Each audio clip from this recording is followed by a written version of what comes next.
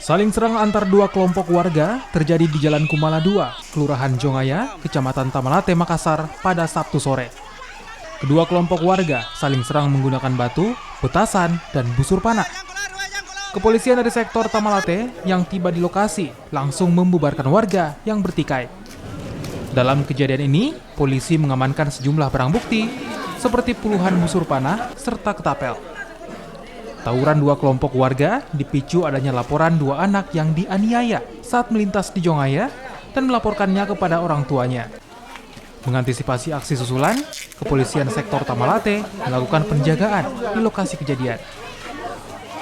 Jadi setelah ada informasi bahwa ada perang kelompok, maka kita dari anggota Polsek langsung turun ke TKP untuk amankan.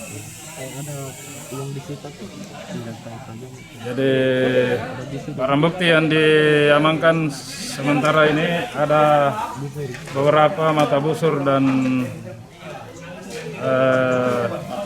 ketapelnya.